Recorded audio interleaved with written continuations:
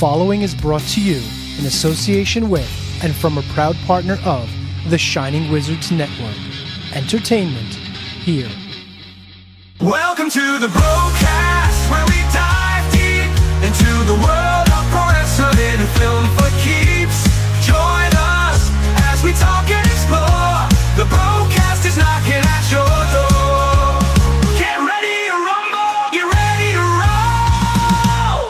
Welcome to the BroKast, where we dive deep into the world of pro wrestling and film for keeps. Join us as we talk and explore. The BroKast is knocking at your door.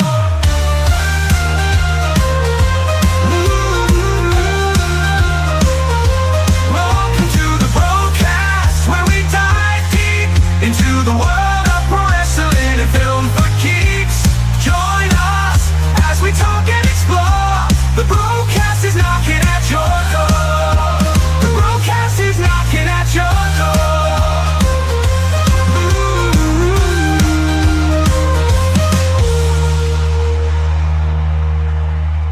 Alright guys, welcome back, and it's now time to announce our 78th Wrestling Companion. If you check out our Twitter page and our Instagram page, you would have noticed yesterday we actually announced we are travelling back to 1997, and we are watching WWF In Your House, A Cold Day in Hell. Any comments on this one, Al? This is actually a really good show. I think about a month ago, maybe a bit, I actually put up a tweet. It was the last time I actually got quite intoxicated. I actually put a tweet up and wrote, watching In Your House, Cold Day in Hell, and getting drunk. And that was it, pretty much. Hashtag WWE, I think. That was the last thing I remember. I tweeted about this actual show. So this actually is a good show to watch. And it's 1997, so that's near our time. So 1997, 98, 99 is where we really enjoy. This is a good time to actually go back and watch some wrestling here. So to watch along with us, guys, go to the premium section on the WWE Network or on the Peacock. Click In Your House, scroll down to In Your House number 15, and the actual tagline is Cold Day in Hell features Hunter Hearst Helmsley versus Flash Funk, The Rock versus Mankind, and the Nation of Domination versus Ahmed Johnson. The Undertaker defends the WWE Championship against Stone Cold Steve Austin, plus Vader faces Ken Shamrock in a no-holds-barred match. Alan, could you give us our countdown on your side? All right, ladies and gentlemen, get ready to press play with us in 5, 4, 3, 2, 1. Let's go. The World Wrestling Federation for over 50 years, more than that now, in sports entertainment. I was going to say, 70 years almost now? Yes. Yes. It's The Undertaker, the Dead Man, the Hall of Famer. I actually just finished watching this yesterday, and I actually really dug on this show. I think it was a really good choice. And as Alan just said, take her in the Hall of Fame. And again, we actually haven't caught up, guys, since WrestleMania. We both watched it, but our last episode came out, I think, the day before night 2. So as this show goes through, we might talk about a little bit about Mania, maybe one of our favorite matches of both nights, and where the company's going now. There was a few cuts I know that came out today with the NXT brand, but again, as we said, this era, 1997, we weren't watching WWE at this time. We came within the next year, and as we've said many episodes, it was King of the Ring. 1998 was the very first show that I actually checked out, and I never actually asked you, did you ever know about WWE prior to me knowing about it? Because then you had older friends than me. Didn't you know of wrestling? Did you? Oh, okay, cool. I did. I had a couple of friends that were sort of, who would say to me, we watched the Superstars the other night, and holy shit, they weren't even hitting each other. That shit's not real. And I remember just looking at them going, who gives a shit? It looks like fun. It looks like they're having good times there. So, and then there would always be, you have the sort of the quote unquote cool guys. Do you watch wrestling? Oh, you must be gay. And it was back in the day where you would be like offended, like, hey man, I'm not gay, don't say that about me. Now it's just like, haha man, you're gay, and like, what of it? And they're like, oh, never mind. So we got JR and Jerry Lawyer. on our I love that screens shot. The shot they use there of Ken Shamrock wearing the white top and the black vest. Yes. Yes. They just couldn't get a topless photo. They got Vader there looking intimidating, and Shamrock wearing a black vest with a white t-shirt with the sleeves cut off. And then with Arman Johnson. Oh, Flash. Oh, funky. Flash. I You do love like your this Flash song. Funk, don't you? I do. He's so funky. Look at this pimp daddy. It was like that coat that Kramer had in that episode of Seinfeld, where he looked like a pimp.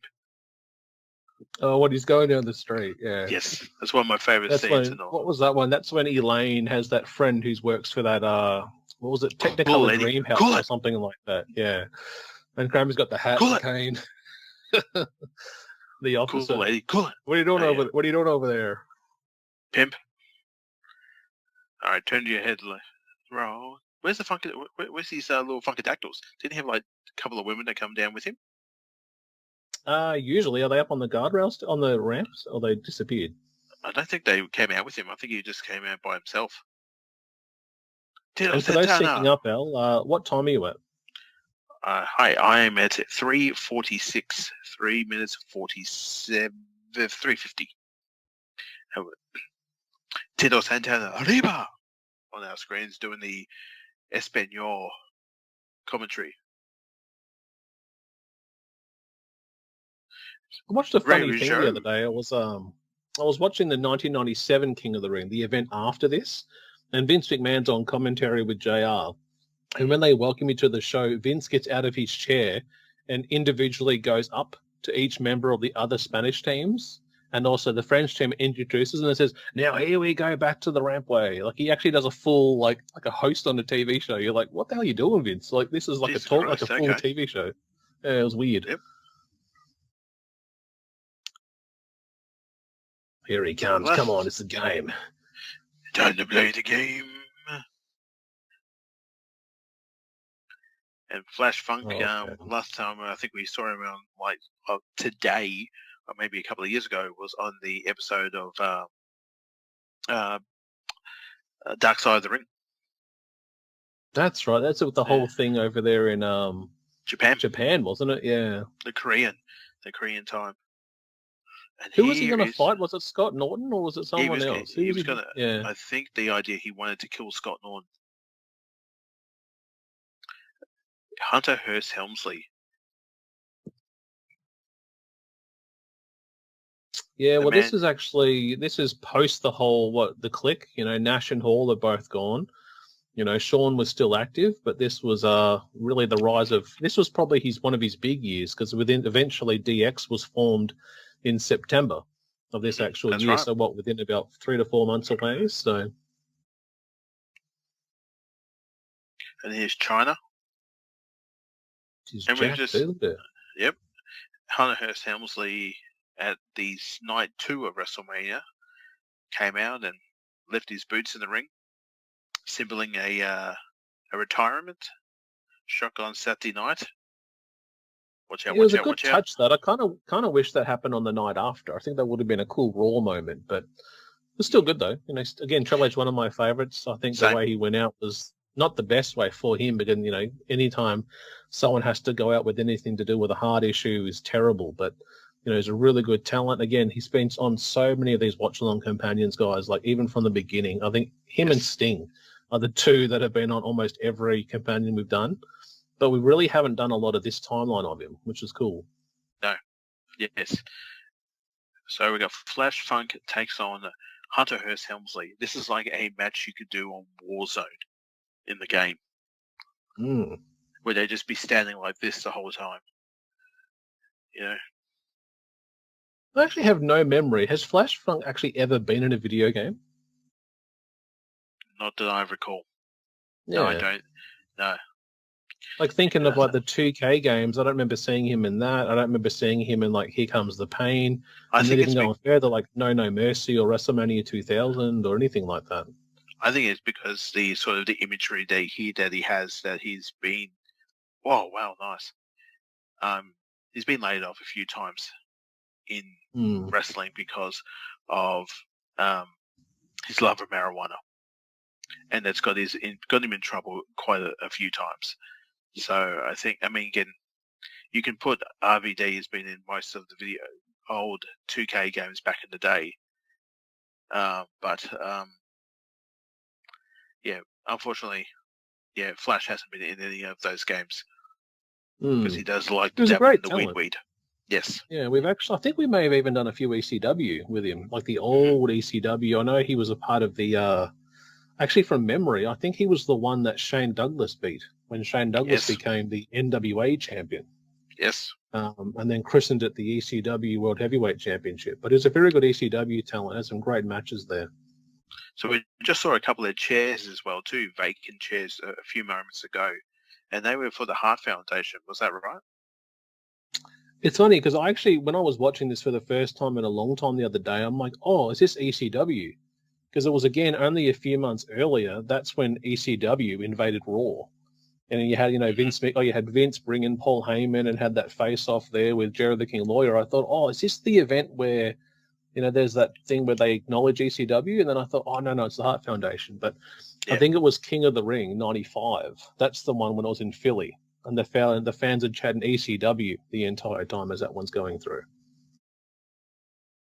Sandman with the beer. Sprays Who was it? It all was over, Sandman. It was Sandman, Dreamer. Dreamer. I forgot who else it was there, yeah. Oh. China just leveling. Look how jacked she is, man. Yes. I'd let her hit me around. Just, boss me around. I probably had it coming. You just wouldn't argue, would you? You just go along with it and go, yep. Yep. Dinner's ready, dear. What would you cook, Al? Eggs. Eggs and steak. Just protein. Just all because I just want to keep up with her. And I don't think, too, she actually even wrestled. I think it took her, I'm trying to think. The only time I remember her first stepping in the ring might have been the whole corporation thing. When she was leaving DX and fighting against them, might have been the first time she actually competed, but there was never a mixed tag where it was like Triple H in China takes on Melina and Goldust or something like that. Well, we remember seeing in the China, I can't remember the name of it. I think we spoke about the actual documentary that came out. Was it last year or the year before? And it was like China's Last Days, and they actually, during the actual documentary, they actually showed footage of her when she was younger, before she was signed to WWE, while she was doing all her wrestling matches against other women, and when she was on the indies. And she still had the same look here. She had not had her cosmetic change just yet, because that didn't hit till 1999.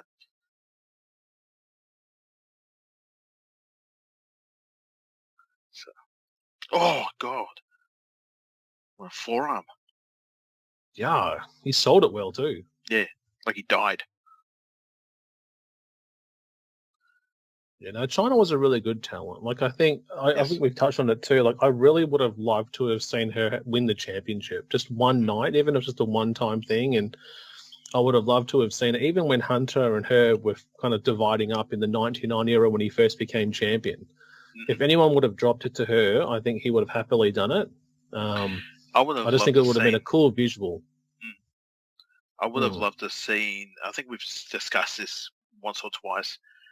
The show at one time, to give it a title, and then later on in the show, start off the show, she pins Hunter, and then later in the night he challenges her, takes the title back. It would have been cool for just a good hour or so.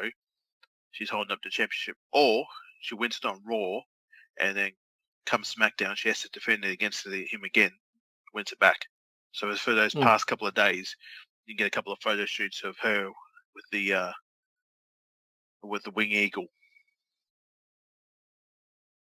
And talking about the Winged Eagle, guys, did you hear that rumor about that potentially coming back or teased to come back?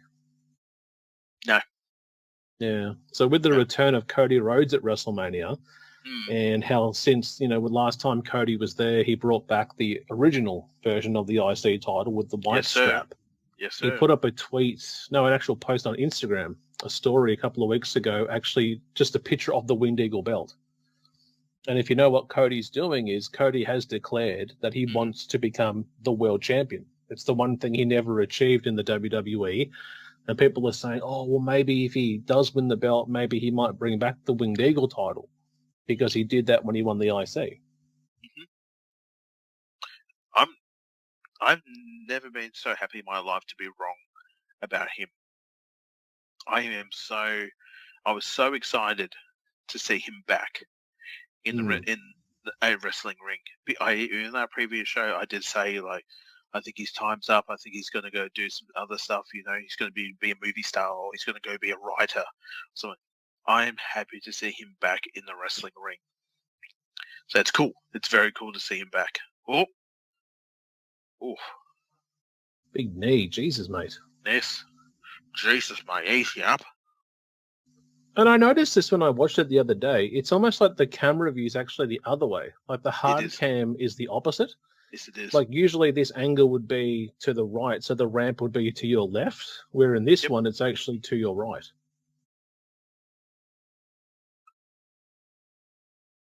I think we both actually talked about Cody in the last episode, thinking that I even said to you, yeah, I agree, bro. I don't think he's going to come back. I think he's going to do movies, or if he does go back to the company, he won't actually wrestle.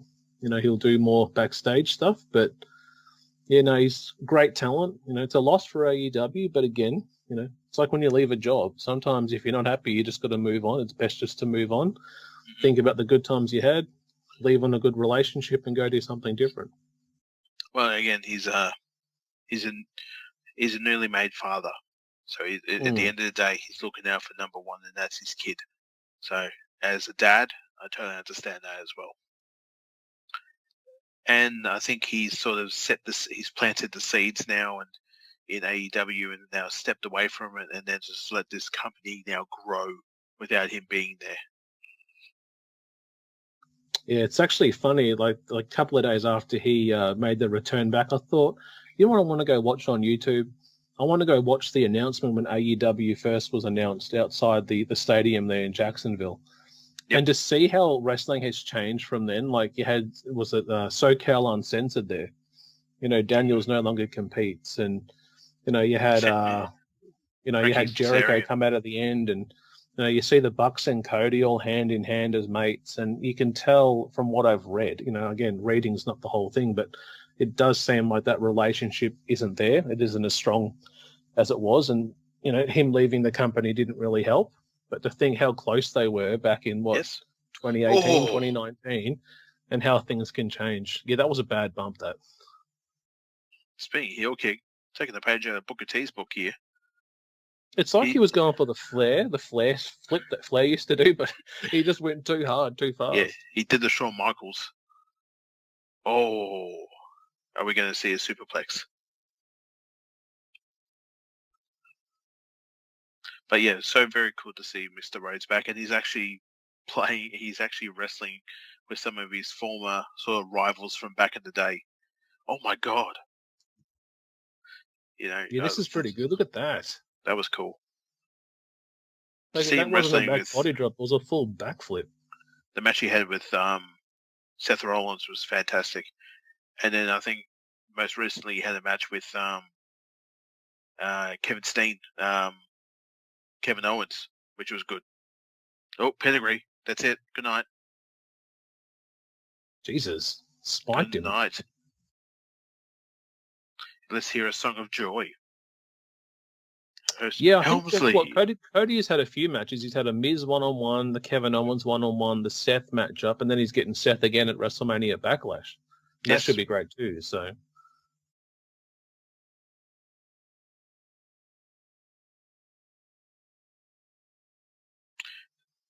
calling a bit of spots there, Hunter. There was just talking into his mouth, and the camera got onto it. He said something to China. I think she said, "Go and kill him, please." Yeah. Here we go. Oh my God. Look at this. That's how I want her to put me to bed. Bedtime. Yep. Yes, dear. Oh. It looked like he just died. Good on him. He sold really well and just falls down. And the crowd loves it too. Look at They're just Triple H pumping it. laughing. Yep. But you can see how Triple H is changing here from being that Connecticut rich boy.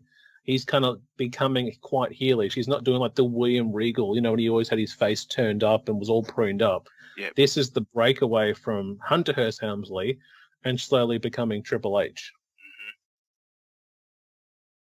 And you think, too, he would actually have a pretty big next month because he became King of the Ring.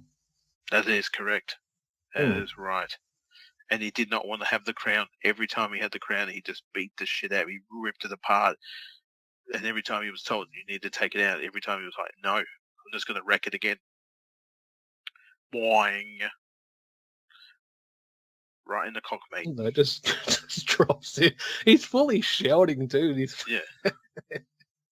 that clothesline. We're back. Yeah, you'll notice throughout tonight, they really cut a lot out, I think. Like, I think this was probably a 2-hour show. And on the WWE Network, I think it's about an hour 46, but they cut a lot of stuff out, which would have been like the Super Soaker ad or a TV commercial. All that's been cut out of this. You get a couple of backstage segments, but you get no ads for any future events coming up. Here we go. There's some craziness here. Bit of action going on here, hey? I was about to say action. Here we go. Here we go. Oh, yes. A Shamrock promo. This is so awkward. Did you watch this? How awkward Yes, I love it. I love this. Look, when do I start now? Or wait. I'm focused. It's I'll so be my awkward. zone. Mankind Invader will not take me from my zone. What happened? Oh, that's right. Here we go. Earlier tonight, Vader. Oh, my God. Look at I love how you just hear Mankind the whole time, just yelling every punch. And that's it. That's the end of the promo. And then it will be time to knuckle up. That's it. Still one of the funniest guys I've seen on the old TikTok is Mr. Ken Shamrock. Very funny, some funny stuff that he puts up. And because you spoke about, him, I think on an old episode, I think you spoke about the chokeout video. Yeah, he puts his grandkids to sleep, which is hilarious. Now we got Mick Foley here, one of my faves. Mankind. The battle scars on his arms. A couple of chunks of hair up the front that have been missing. And just really quickly, as Foley's coming out, what do you think of the stage there, the old In Your House stage? Still love it. Yeah. I liked it at one time when NXT brought it back for a bit, and that was a bit of fun. I don't know if that's going to continue or for the with this new NXT look. But it's cool because was it the first one or the second one they tried to sell a house? One of the first In Your Houses. Oh God! Fireball in the face. Jesus, mate. Yeah, look at that. It still makes me laugh. Paul. Like, whenever I see fire, I just think of what Hogan and Warrior, Hollow and Havoc 98. I can't do it, brother. Just wait. Let me get it together. Didn't Hogan end up like burning his hand or something? Like he ended up singeing his eyebrows off, his own eyebrows. He was meant to burn Warrior, and he burned himself. Shit. But like as quick as he lights it, it just goes out, and it's like, and then Tony's like, "Oh, what's going on here?" And then Warrior's really selling it, falling down, and you're like, "What the hell is this shit?" Look at this. That looks real as that one. Wow, that's fantastic. His whole face is on fire. Oh, Undertaker, you're burning the bacon on my face. The fat.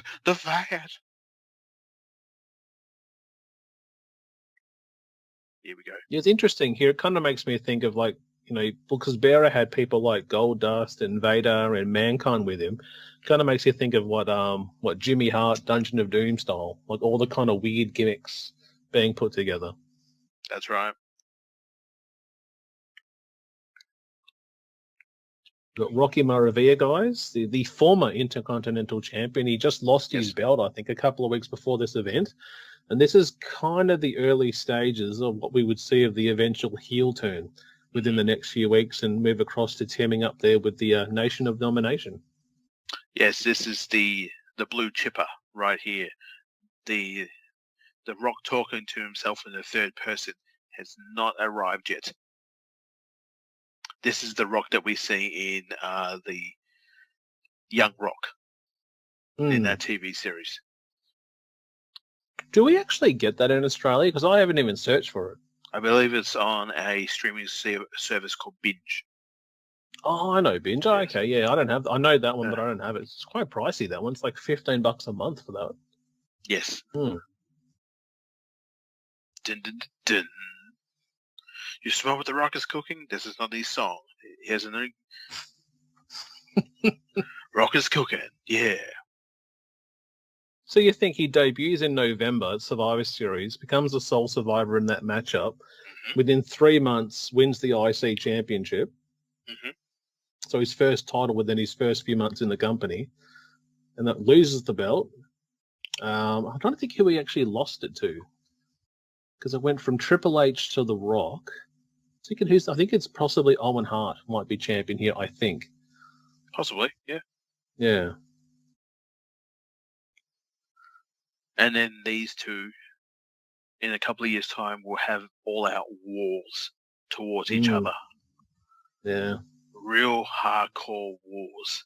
And then they will tag together and become like the duo that you never thought you would see. And they would come together and win the tag titles. And it becomes some great entertainment for us. Yeah, well, you think of the Royal Rumble 1999 one that we've actually done, guys. You can check it on the TPK Vault. We did a live watch-along to that match, and that's just brutal as well. That was also covered in the Beyond the Mat episode that we did, where they document that match. You think of St. Valentine's Day Massacre. They had that other matchup. It was the Last Man Standing. They had halftime heat for the WWE Championship, and some of the most brutalist chair shots I've ever seen, in that matchup, like using steel stairs and announce tables, and just a great war. But as you said, the Rock and Sock connection, late 1999, multiple time, tag team championship reigns, and then eventually teamed up at WrestleMania 20, against Evolution. One thing that takes me back to, it was the end of the 83-week run for WCW, where on a tape show, Mankind beat The Rock for the WWE title thanks to Stone Cold Steve Austin, because Mankind had DX alongside with him and the Corporation were alongside with The Rock, and that was the end of the 83-week run for WCW for kicking their butts. Because we should do that show one day. We should. I would love to do that. The butts in seats. Yes. They'll put some butts in the seats. It did Shavanto. We all turned over. And some people never came back after that. I'm just thinking, too, I just dawned on me just then. I'm like, hold on, we just did this matchup 2 episodes ago when we did that Raw. We made the ladder match for the championship. I'm like, that's right. Yeah, we did the night after St. Valentine's Day Massacre back in February, where Mankind lost the WWE Championship to The Rock, and that set up the WrestleMania 15 clash with Stone Cold. Sure did. And even looking at this too, we went back to our parents' house recently, guys, for a family gathering. Yes. And again, both Alan's son and my son have located the toys, and they found the old WWE figurines. And I actually found the old Mankind, this Mankind here that you actually had on an old figurine. Yeah, the old hand. One had like a sort of a hand that was open. The other one had the mandible claw style. So you can actually put it near the mouth and, yeah. Oh, nice trip over there. Yeah, some of the stuff that Rock does in this match, you're like, what? There's no way he's doing it today. Rock ain't throwing drop kicks today, but just how he was a pretty agile talent for a big dude, about 280, 270, yes. 280. Doing some, even his cross body, the back cross body he does, the drop kicks. Oh, my cannonball. Jesus. That was fantastic. always makes me laugh whenever I see Foley do the cannonball. Was that one? Was it Paul Orendorff when he threw him over the guardrail? And how he span around? Like, how did you do that? He went from one guardrail to the next, and then landed on his feet, and then fell down. Only Cactus Jack could do that. Truly Yeah, fantastic. recently, I watched the Vader matchup from what is it, Saturday night, WCW Saturday night, where he power bombs him on the bloody concrete, and it's just like, Splat. okay. No one could Just stop the destroys Mastodon. him. Mm. No one could stop him because he was just a huge dude. Because it's like in the stage center there, where it's the old Saturday night, and there's like that's how the main event ends, and then like all the EMTs come out, all the fans there, like yeah, like clapping, and you just see Mick lying there almost dead as Cactus Jack, and Vader's just posing with Harley Race, and you're like, he just killed him, he's dead now. He's a dead man over there. Cactus Jack and Manson, there's no more. Mankind squealing like a pig. Jesus. Yes, true. Jerry Lawyer talking about Foley being a father. Because a couple of years removed of the Kane Dewey fun over in ECW. Man, that was because I think Dewey's almost close to our age. I think he's middle to late 30s. Yeah. Yep. Yes. Man, I don't think I've ever asked you what's your favorite gimmick of Mick Foley? What's your favorite face of Foley? Oh, Mankind, definitely. I always like Cactus Jack as well too. He's a bit of fun. Dude Love was always sort of for a bit of a cheap laugh. Some of the stuff he would say. I loved when Foley came back and he was the commissioner for the WWE. That was some fun times. And then he got fired thanks to Linda McMahon and the worst kick in the dick ever. You're fired. It was like, okay, now you're a bad person. But back in WrestleMania 2000, you were like best of buds. Okay. Wrestling logic isn't a grand. And then he came back, what was like the Raw commissioner, wasn't he, with Stephanie? Like more in like the 2017 time when he was all bearded up and long haired up and. Yeah, I don't really remember that. But then we've also visited some of the times. Oh my God, rock bottom on the. Jesus. Oh my God. Just slammed him. But he wasn't calling it the rock bottom here. I think he was doing the. I think they just said like a one-hand slam, modified one-hand slam. Yeah. What were you saying about Foley? The one you didn't like that time? No. I remember there was a great time you've introduced me into Foley being in TNA, Total Non-Stop Action. Yeah. Which was great. Never seen that's hard slam. That's got to hurt. It just bounced. Boom. Yeah. Yeah, I think the Foley return more recently, I think probably the one biggest flack that I think people remember him for was being the one to introduce the 24/7 title.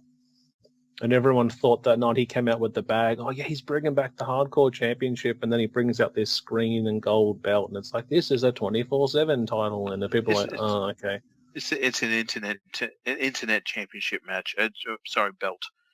Can you say belt? Can we say championship? I don't know what to say anymore. Well, I always like saying belt, but they always say, well, that's something that helps pull your pants on, so your pants don't fall down. Yes, purely that championship was made for YouTube. It was made for the network. It was made for the social media, the Twitter, the Facebook. So, and it's going to give people out there some TV time when they're running after the person with the championship. But as soon as Dana Brooke got the title, everyone was sort of said, no. So, I think from memory too, she's like the longest serving champion as well now, like the one to have it for the longest duration. Oh, okay. Yep. He's dead. His fucking head off. That was fucking awesome. You ready, Mick? Huh? Bang! Close on from hell. That was fantastic. Good on him. Did you see that gold sign above Rock's head there? That's his finisher. Was that? I didn't. I saw Sonny. Was it Sonny? It says, "Sonny, please sit here," with an arrow pointing down to the guy's head. Yeah, don't blame him. And whatever's going on with her, I don't really want to get into it, but I hope everything sort of just So, oh, hang on. Oh, Mandible Claw. Mandible Claw. What a counter. That was cool. Night-night. Look at the Time to fans. Look at go the to sleep. fans. They're cheering this. Good night. Here's He's the out. elevator music. But yeah, whatever's going on with Sunny right now, hopefully she tries to move on. Try to do something what's best for her. It seems to be whenever she seems to be going good, she just falls off the wagon and then something else happens. But yeah, just something more happens. But here we go. Watch this off the top rope. And he's like, look how far he actually jumps too. He look did. at that. Like Half the ring. Like you said just before, the Rock of today could not do that. And he could try, but he ended up falling on the actual wrestler and crushing him with the bloody mass that he is now. Look at those shaved chunks on Foley's head. Yeah, that's commitment to your title, to your character. And this is at this time over here in the States. It's actually Mother's Day. They're actually celebrating. And here we go. We got the Nation of Domination. Here's Crush. Oh, Jesus. Like a gut buster. Yep, and you got a nice little pay there, old man Brian Kendrick. Old man Brian Kendrick. He looked like Brian Kendrick. Oh, here we go. Here's Heart Punch. Heart Punch. Dead. Undertaker talking about this fella in his Hall of Fame speech brought a tear to my eye. It did. Yeah. Oh, yeah, they were very close. And even like, funny fact, if you even look at how Crush is here, he actually looks like Badass Taker. He does. Yeah. He does. One, shit, look at this two. guy. Who's With the this stocking guy? on his head. With the stocking. Oh my God.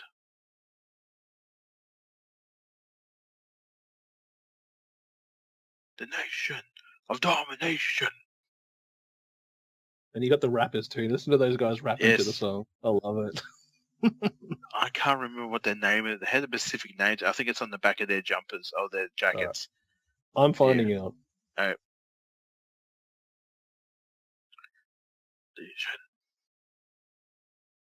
Because this would eventually, sadly, be dropped for the future. But they would continue to have the Nation of Domination. Here we go. I found it here on Reddit, guys. Yes. Someone's wrote, who were the white rappers in 1997 version of the Nation of Domination? Mm-hmm. And someone said, I was watching the Royal Rumble 1997 and swear the one with the mohawk was an active wrestler. And I'm kind of thinking that he was in ECW. So some people have said, what's some of the comments? Some are saying it's PG-13, the tag team. Yep, that's it. PG-13, thank you. Yeah. Yep. Going. Zeri. Fist up, Tom. Huh? Fuck's sake, put your fist up. I'm doing it. I'm doing it too. No, you went, huh? What's going on? By any I support means him. necessary. I support our father here. Look at him. Farouk, for a minute there, I thought you said Arman Johnson. I'm like, I don't want to call him daddy. Because if you call him daddy, he's like, yeah, you know what that means, boy. You come over and kiss me on my hot mouth. Now, their names were JC Ice and Wolfie D. Wolfie D, yes. What you meant to say? Something about Armor that you remember. No, Mark Henry. Because the quote I just did, it was from Harold Kumar, guy who did Guantanamo Bay. I think it's the movie. And Mark Henry's in it, and he's talking. Well, one of the fellas is having a like a conjugal visit, and Mark Henry comes out with his shirtless, and he goes, "Would you come up, get off that video call, and come and kiss me on my hot mouth?" And it's like, okay, here we go. Okay, it's fantastic. Here he comes, Arman Johnson, the Big T, the man who took the T off Booker T. man Johnson. So this is actually it's a handicap matchup, but it's actually been done in reverse, where instead of all three taking on Johnson, it's actually one-on-one first. Mm-hmm. Well, the running of the gauntlet. The stipulation being if Johnson beats all three, the actual Nation of Domination will disband. Mm-hmm. And if you've been watching that year, like the 1997 year, his whole goal was really to take out Farouk. They had many matches. Mm-hmm. I believe at that year's WrestleMania, they had a War of Attrition matchup. Or I think he teamed up with LOD, I believe, and had like a massive, street fight that had a noose, I think, at some point in that matchup. Mm-hmm. Mm-hmm. That's right. Clarence Mason there. Yeah, I was about to say that's Clarence Mason, who used to be with Bulldog and Owen Hart at one time. Oh! Hey, Gorilla. What's up, Gorilla? No, can I ask you to do one thing? Can I get you to do Gorilla telling them to go away? But can you can swear? Right. Tell me what he's saying what's he saying to him? I'll turn it down. I've had enough of this right here, boys. I'm sitting over in the gorilla position. We need to move this fucking on. So I don't care who the fuck is wrestling. Get the fuck out. I'm just sick of it. Get out. Who's wrestling? Clarence Mason, are you going to wrestle? No, you're not. Okay, PG-13, you're not. Okay, you need to go now. Leave now. Is D'Lo Brown here at that time? Yes, there he is there. Looking like a character out of Welcome to America. Coming to America.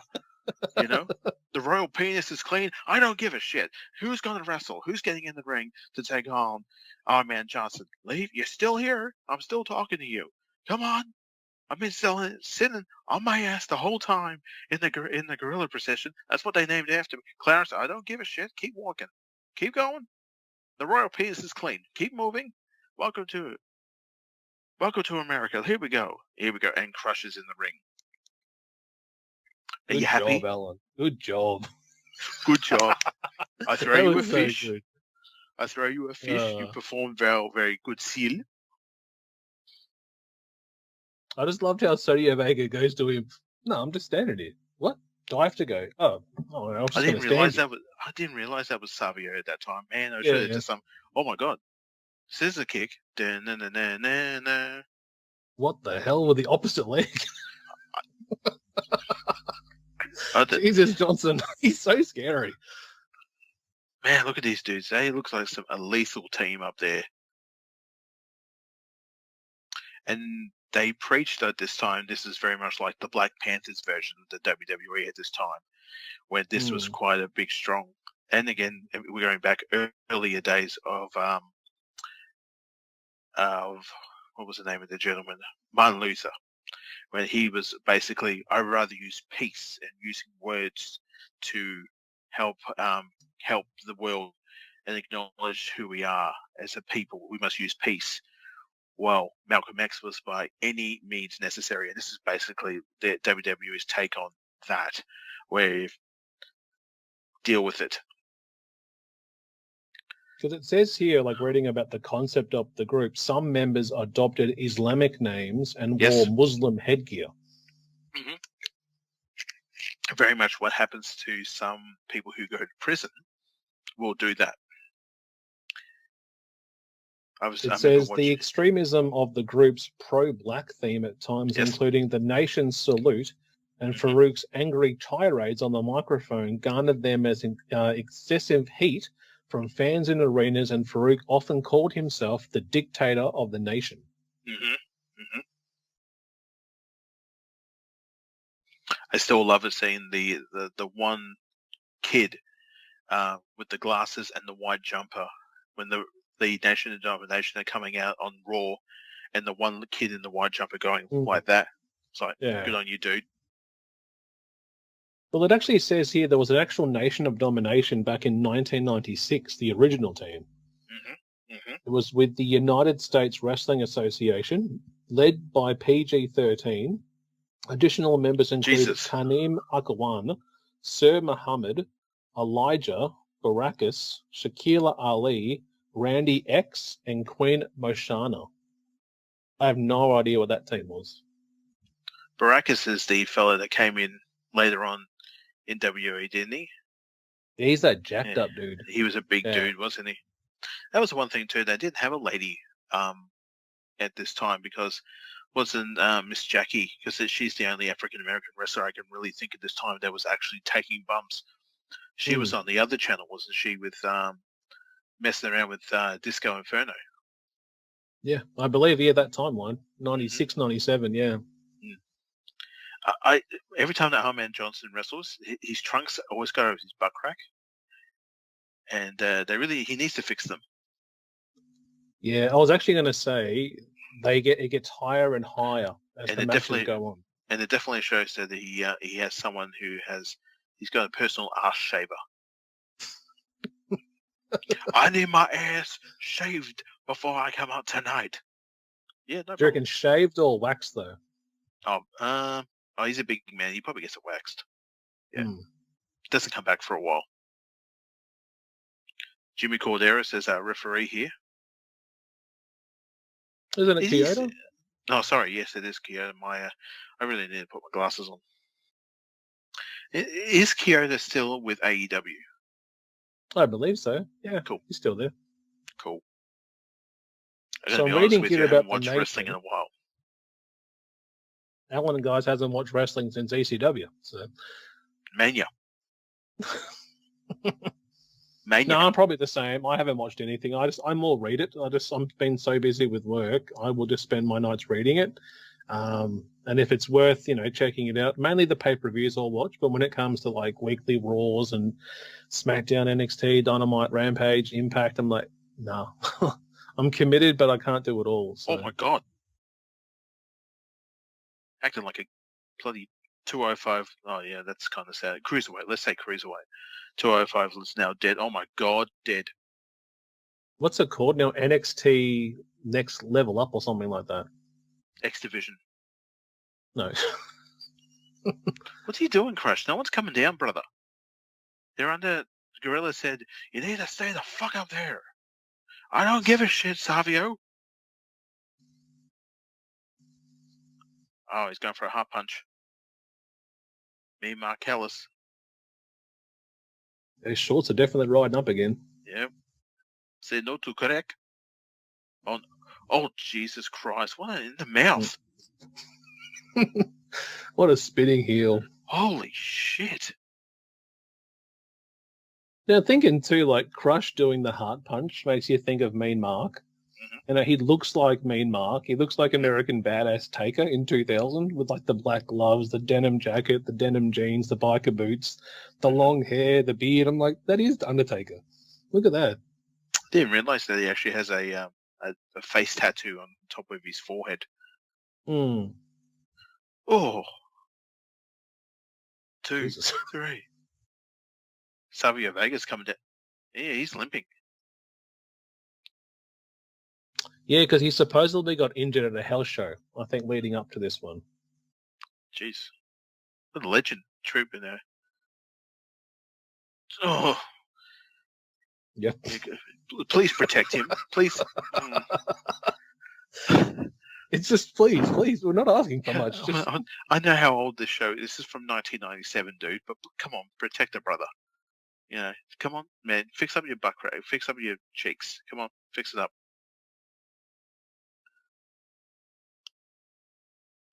When was the last time we saw Savio? Wasn't he at the Taker's induction at the Survivor Series? Didn't he come out to the ring there when Taker was finishing up? And I think they may have even actually shown him at the Hall of Fame. I think he was there in the crowd for that one. That was interesting to watch the Hall of Fame. It was basically straight after a SmackDown. So you mentioned that night you're going to watch a SmackDown show, and then also tonight we've got the Hall of Fame, and we're going to have the Undertaker come out and give a 45-minute to an hour PTA type of speech, which I loved. Just walk up and down across the ring, back and forth with the headset microphone. Just talk. That's all we wanted. If they do it in the future, get him on a podcast. I would subscribe to that like no tomorrow, where you're just he comes and sits for an hour, and he just tells us stories from the old days. I Which wouldn't we- be surprised it's coming I'd- soon because Foley's got one coming soon. So I'm looking forward to that one. Hmm. Just sit down. I don't need to hear about, oh, geez, exposed turnbuckle. Yeah, I was I gonna say, don't when did need the to know. buckle get taken off? I think Savio took it off. Kyoto did it. Yeah, bloody bastard, working with the nation. Come on, Just man. does a salute. And it Farouk's right back at him.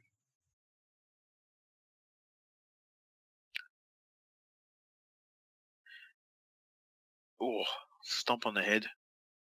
Look at the bum cheek. Look at that now. That is like it's getting wedging and it's wedging. Cheeky wiki. Cheeky wee. Yeah. Next to be seeing a bit of brown eye, will be winking at him. Hey, Dale, look, I'm cheeky weaky. Go inside. Okay. Go inside. Pretty outside or something. You're doing the gardening or something. It's like, oh, drop my trowel. Oh, look. Whoa, what the hell? Oh, fuck.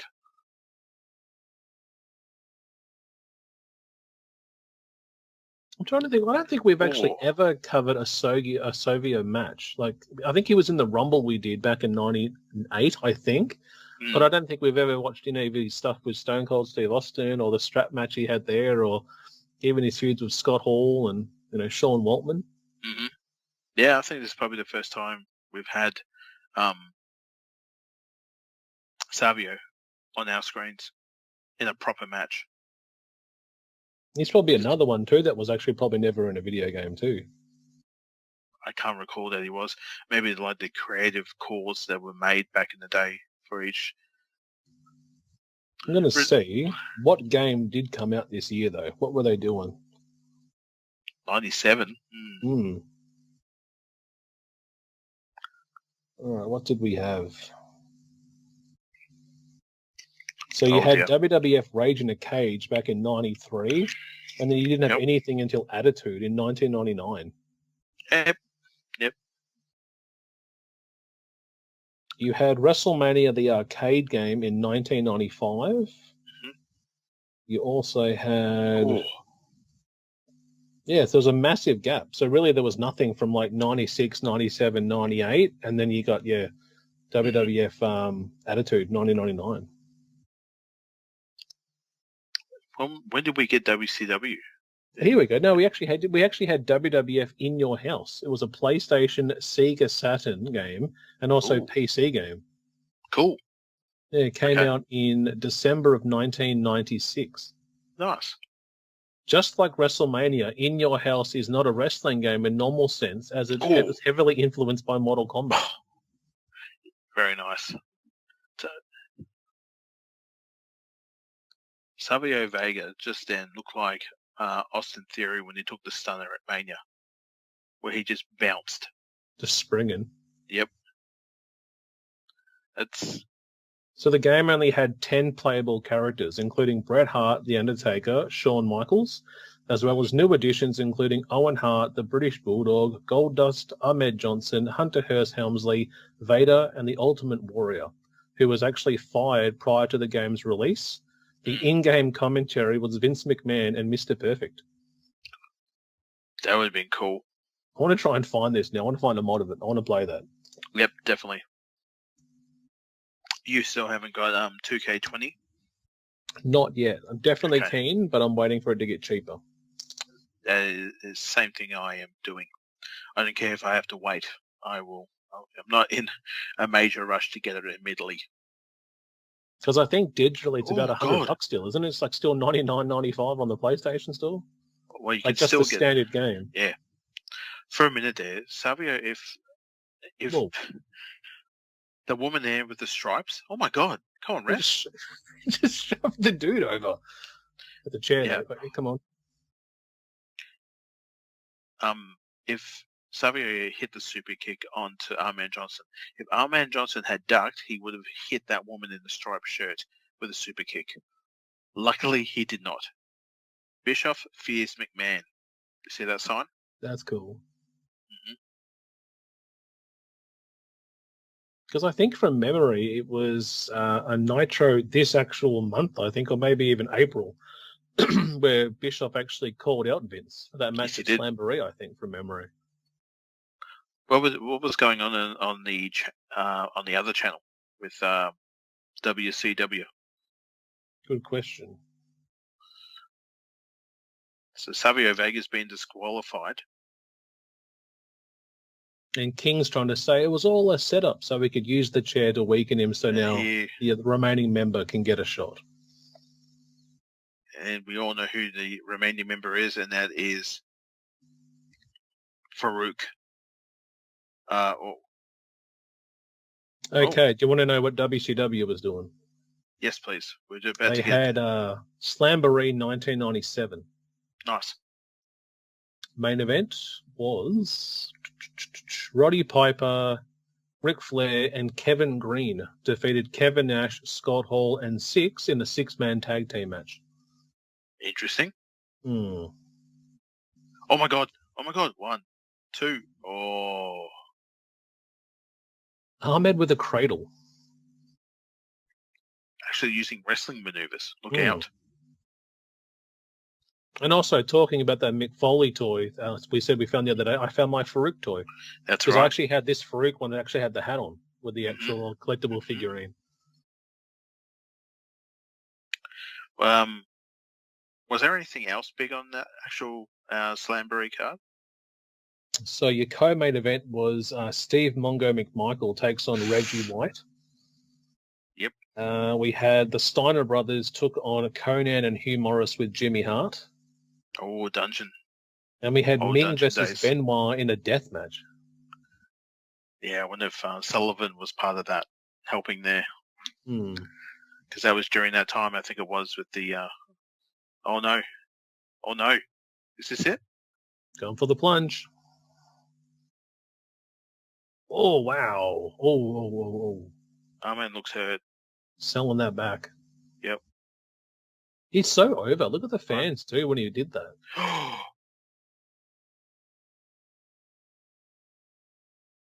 Look at the fans just all jumping up. Mm-hmm. Excitement. He was a good talent, like scary, but he was over. Oh. Just tackled that leg. That'll get you off the field if you did that. Oh, Dominator. Jesus. Good night. Put a We knife. were having a laugh the other day in the one of our podcast chat groups about the Farouk Dominator to Jeff Hardy, that time on that Raw. Where he just it's a powerbomb / Dominator and Jeff just folds like an accordion. Fucks him up bad. It was so good. We are the nation of domination. Word to your mother. Well, he tried, didn't he? You tried, Johnson, but wasn't meant to be. I love that. Look at that. They all take a knee to him.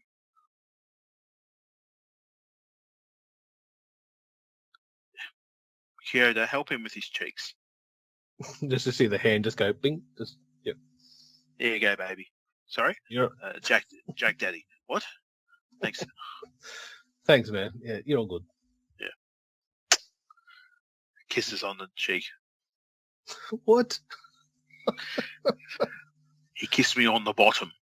If any people out there love, have ever watched the show IT Crowd, you just got that joke. And he kissed me on the bottom. Just seeing those two there, that's our childhood. Just seeing those two there, like that real king there with the hat on. This Jim Ross. This was our era that we grew up on. Splat. Jesus. 2, 3. Just crushing. It makes you think of what the Natural versus Vader. Looking at that match there. Yeah. When he was Dustin Rhodes in WCW.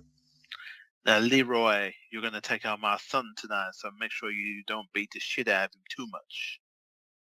Dusty would probably say. Or he would probably say, he was talking back the other day, so you can beat the shit out of him as much as you want. You got Marlena in the corner over there. All we hear is Shamrock say "shut up" about 50 times now. So. Shut up! I don't know what else to say to you. Hey, I like your jumper. Yeah, come here. I want to tell you something. come in. I want to give you a hug. See? Let them hug. Let them hug. Hug. You Yes. want Yeah. pointing. Yep, get in. You want us to hug? Yeah, you want us? Yeah. That's right, motherfucker. Come here. Jesus Christ. Jesus, watch the tackle here too. Bang! Oh, Yeah. takes him down. Oh. Loses. He's on mount now. Shamrock on mount. Here comes Foley. What the? Just cuts. Whoa, this fella.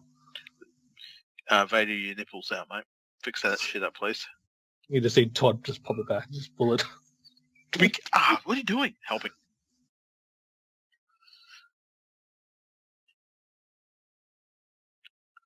Jesus. I like to party. I play with the boy. I like to play. No. I like to play with Shamrock and your boys and your boy there. I like to party. When I'm Vader, I'm a party boy.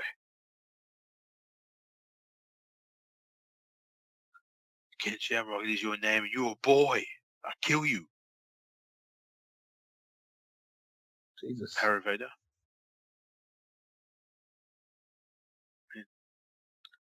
It's time. What is it time for? Yeah, baby. Back to you guys. This guy stinks. Fucking hell, help me. What do you think of his induction in the Loved Wrestling it. Hall of Fame? Loved it. Thank goodness the son, he saved it. I mean, the mama, I think she was trying, but he was actually quite entertaining. The son, he was like, hey mama, do you know what time it is? She's like, what do you mean what time it is? And he starts doing the symbol of the V, and everyone's like, whoa, and the crowd doing, they're going to say it.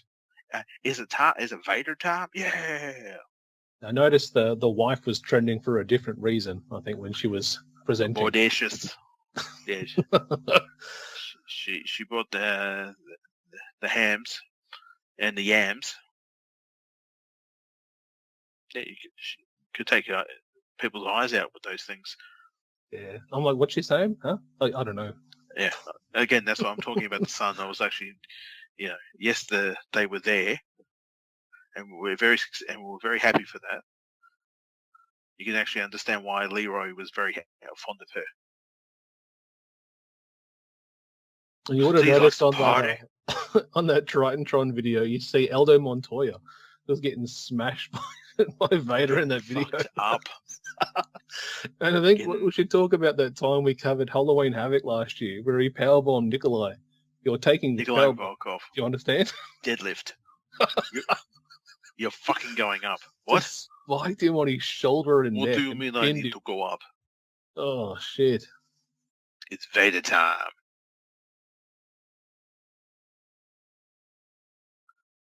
Shamrock's music's different too. It's more like Yeah, it's more like a 90s TV show than it is like his actual old, like the song that we would know. Coming down to the ring, yeah.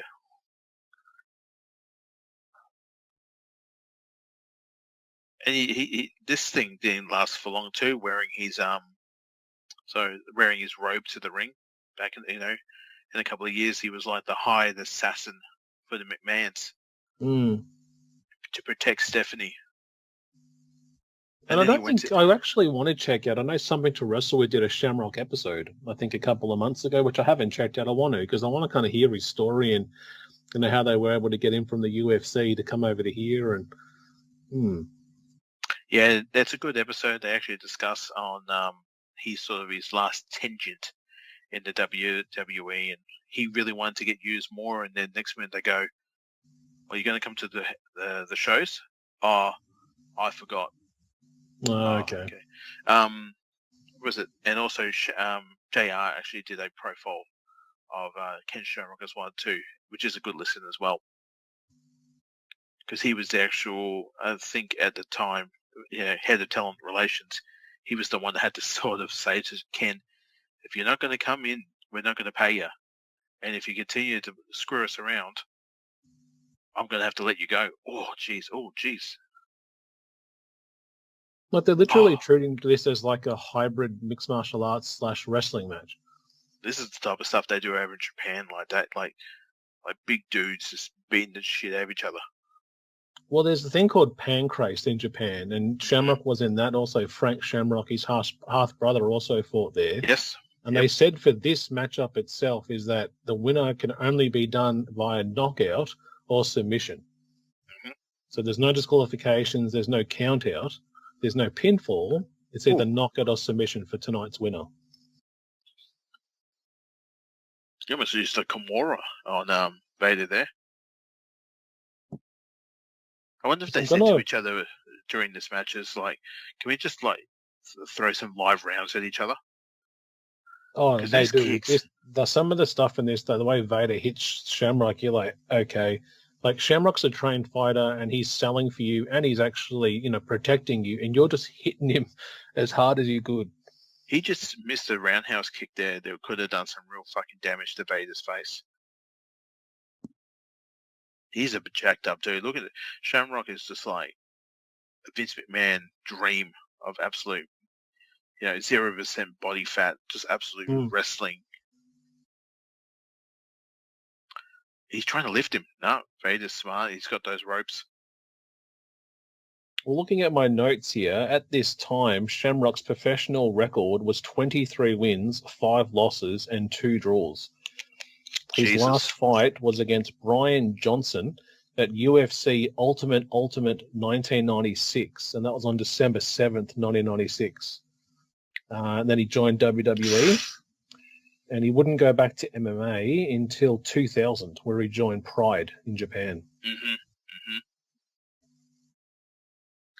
He just scored himself a couple of, if this was Greco-Roman wrestling in the Olympics, he just scored himself some very high points there. And that's the thing too, like Pride and Pancrase, there was almost like no weight class. Mm-hmm. Like there was no heavyweight down to lightweight. There's like, they used to have open weight, which was like anything. So you could have a guy like Shamrock, maybe 250, 260, taking on a 400-pound dude. Yep. And it's like, off you go. But Pride itself was known to almost be scripted to a certain point. Yes. Look at this. They're actually promoting UFC. Yes. Down the bottom there. Jerry Lawyer giving JR shit about it. Ooh. It's funny too, because do you remember years ago when the UFC was first being up for sale, like the old UFC? Do you remember hearing about who one of the potential buyers was back in the old time who wanted to buy it? Was it Vinnie Mac, wasn't it? Shane McMahon, sorry, yes. Yeah. Yep. And that's when they sort of that Raw underground started? Yeah. During COVID, yeah.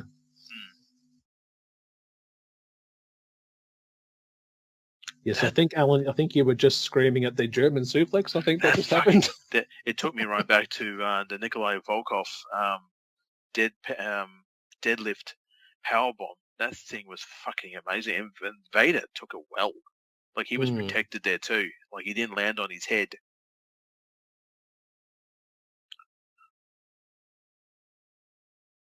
Yeah, this type of match on paper, you think, oh yeah, oh shit, look at those. Oh, headbutt. Oh. Those headbutts. Look at that. And they're full rights too. Rights, lefts, gut punches. Look out. Look at ankle lock. Ankle lock. No. Oh, wow. Vader. For a big dude. Yep. Not today, motherfucker. You ain't breaking my leg. Mm. You're still laughing, motherfucker. You can't help yourself, can you? Not today, motherfucker. Not today, motherfucker. Not today. Like, shit, did JR just swear then? He did too, yeah. Yeah, he did. But what's he doing? It's like talking to him with his hand over his mouth. We can hear you, Leroy.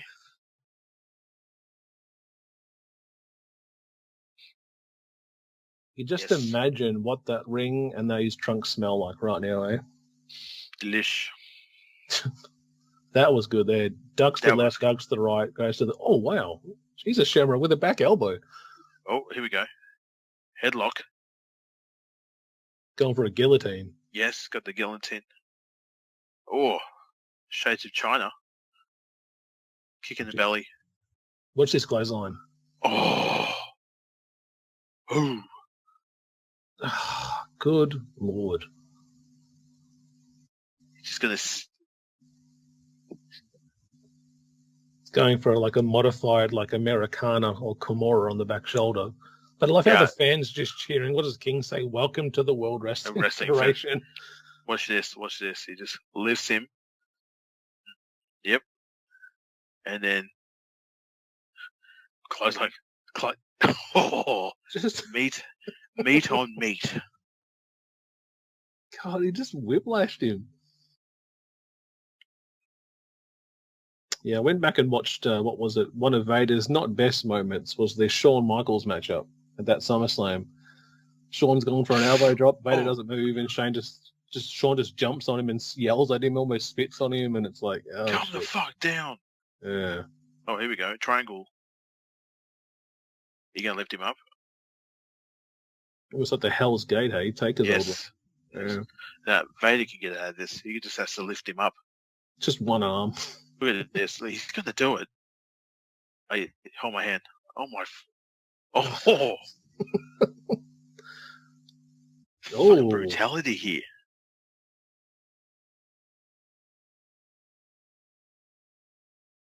Well, you a fan of Vader in what? WWE Vader or WCW Vader? WCW Vader was like a murderer, a monster. Like, he was a legit scary dude. I mean, that's fucking scary what he just did there with Shamrock. Jesus. But they didn't really know how to use Vader properly, sadly, in WWE. Yeah. But he stints in WCW, some scary stuff. But, you know, luckily he came out and helped coach and Goldust. And it fell over on a steel chair. He fell up the ramp, or fell down the ramp. What was that, taken on Batista or something, wasn't it? Batista, that's it. Batista versus Coach, and Goldust and Vader. Yeah. I was just wondering at that one time, was Coach going to become like the new Paul Bearer or something? Like totally white face. Fucking hell. Oh, yes. Oh, yeah, did he actually, that's right. Did he actually just make him like, you're going to fucking take this? I love how he just flexed it and said, that's right. Yeah, that's right. That's right. See, one of my early memories of Vader was the helmet. Remember that in WCW was seeing the helmet with the steam coming off the front. Like, was it the Mastodon helmet or something like that you would have? Yeah, that was cool. That was a cool feature. Yeah, Vader's got the nose. His nose. Like, he's the dude doing the most offense, and he's the one bleeding. Yeah, he's beating the shit out of him. Shamrock's is just all in. Shamrock's is all internal. I love that when Vader does that with his whole body mass and just uses his two hands just to, like, just crushing. Just to get off me. Just get off. Yeah, just like, I'm going to use my full body weight here. Yeah, I think I talked about it on a future episode, or not, actually, no, an old episode I did where I covered the Edge versus Vader match from an old Heat. Yes, that was like 98 Vader, and that's when Vader was kind of, you know, it's time to go, and it was a very sloppy match, and he was really rough against Edge. But Edge goes back at him during the matchup, and you're like, yeah, this is an all time for him. Yep. Okay, that nearly broke the buckle. I mean, we saw Hunter at the beginning of the night, like, get absolutely fucked over with the ropes there, off that turnbuckle. Did you see that thing with Lashley recently? No. Lashley was taken on Drew McIntyre over in the UK for just a WWE live show, and the rope snapped as he was getting Irish whipped and just went toppling over the top rope. Oh, was he hurt? Was he all right? He sold it, got back in, did the matchup, and then when they did their second day of the event, Lashley comes out and purposely pulls the rope really tight to check it. Does a thumbs up to the crowd. All good. Smart. That's good. But they reckon the snap actually came from McIntyre because he went the other way, and as they both went back, it snapped the whole corner of it. But it looked really scary, like it could have ended really badly. Mm-hmm. These shorts. I know, especially that forearm shot. Do you see the ring? It just moved. It just shook. It shook and moved. Is this the co-main event? Because is there another match after this? No, this is it. This is co-main. You can understand why. I mean, I think at this time when I was watching this, I was like maybe 6 whiskeys in, and so it's a bit of a blur here. So I don't really. Oh man, where are you going? Watch the crowd just get up for it too. They're like, "Where's he going? Is he going up? He's going up. Okay." Look at him going to the top. Look at him. He's going to the top. We're going to see. Holy shit! Here he goes. Oh no! He used maybe his head, but the full mass of his body did not connect. It's almost like they really do treat this like a mixed martial arts fight because it goes for about 15 minutes, which is a standard for a UFC contest. 5-minute rounds. I love that Vader continually puts his keep his guard up because that's what that type of style. Oh, but he's also not. He's not checking any kicks though. Yeah, look at. Holy shit, Shamrock. That was cool. You're taking this move, all right? Yeah, you're fucking going. You remember Nikolai? He's my mate. Yeah. Fucking here we go. His legs would be so bruised after this too. Are we going to get an ankle lock? No. Up Boston Crab. And that's the thing, like leg kicks in MMA is some of the most dangerous things. Like a leg kick can just fuck up a knee. Like if they hit you perfectly, your knee could be stuffed for like years because the cartilage, the bones, leg kicks, cringy just for what they can do. Back in your old podcast of the Mr. MMA, the live simulcast cast that we used to do, we used to watch the live event where just like, Jesus Christ, brutality. Man, those forearms. Oh. That was like almost like an overhand right. That is an Evander Holyfield. Fuck. Oh, counter. That was. Oh wow. He gets him. Jeez. What do you think of that ending though? Could he have sold the right a bit more? I think they wanted to make it look real. Yeah. Because, but yeah, again, the continuous shots to the thighs and to the legs is meant to make him go, yep, I'm going to tap out. I would have made him tap out. I would have put him to sleep. Put him in a reverse neck hold or something. Oh my God. Mike Tyson is a coward. Wait a minute. Well, to think within the next year he was at WrestleMania. Jeez. He's over here too. Look at the fans all getting on. Yeah. Yeah, that was it. I thought that might have been like the ending. Jesus, mate. Like I just think they should have sold that a little bit longer. Like they should have maybe had Vader walk around for a bit more. It just felt like Shamrock's awake now to do the ankle lock was just a little bit too quick to transition from that shot to that. What a fucking match.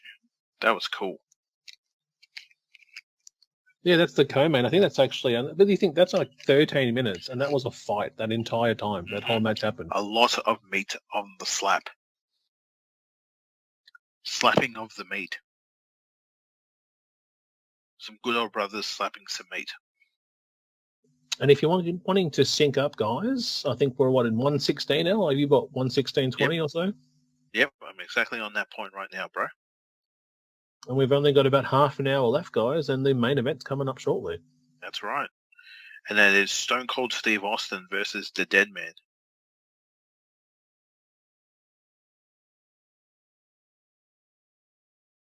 Oh shit, that scared me. It just keeps going through the guardrail, through the people. Through the just parting. And the thing too, like Shamrock's tenure was really only 2 years when you think about it. It was like 97 to 99. He left in August after that feud with Jericho. And then went back to MMA over in Pride, and then I think went back and fought Tito, I think, in 2002 in the UFC. And then total non-stop action. Yeah, back here, that was June of that year, and what became the NWA champion. What? Do you want to give us your best Austin here, Al? All right, hang on, let me turn this down. All I gotta say right here, right now, is I don't care about Bret Hart and the goddamn Hart Foundation. But one thing you should do is listen to my come and watch my program, my podcast on the Broke Skull Ranch. We sit here around, we drink some more. I got some great talent on here. Most recently, I'm gonna have Cody Rhodes. I gotta go now. See you later. Bye. Just throws the belt down. What you gonna do about that? That's my belt. Stunner. Jesus.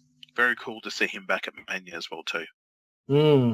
And we discussed that. I think you and I thought maybe they would do a short program. I wasn't expecting a good 15-minute full-on fight, but it was fantastic. Same.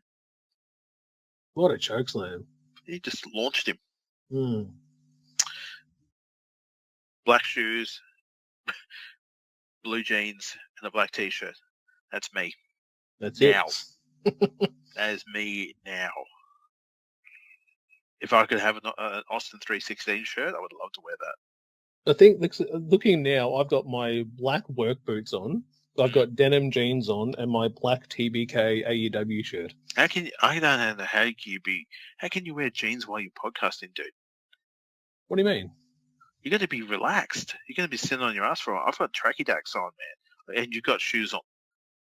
Yeah. Are you going somewhere after this? You got to drop off an Uber or something? To be honest, I forget half the time I'm wearing shoes. Oh no, dude! As soon as I go home, one of the first things I do is shoes off. If I'm wearing jeans, they're going off, and I'm chucking on some trackies. And again, I've got this big ass hoodie on me tonight because it's down here right now. It's very chilly down here in Melbourne. I'm like, no, I'm going to be calm and chill and relaxed. I'm going to be comfortable. I had the awkward sun moment the other day when I picked up my middle boy from school. Yeah. And I'm working from home a couple of days a week, and I had my hair tied up in my bun. I had my glasses on and a cardigan because it was cold. And I forgot when I picked him up, I was still wearing the glasses and the cardigan. And when my son saw me, his mates go, "That's your dad there." And he goes, "Yeah." Like, he just looked so disappointed. Like, you could have wore a hat. You know, you could have not wore your glasses, and you could have just worn a jumper like other dads, but you wanted to wear a cardigan, glasses, bun. And I also had a coffee. I had a light cappuccino, and I'm waving to him, and he's like, "I don't want to go to the car." I'm like, "All right, son, love you. Come on, let's go."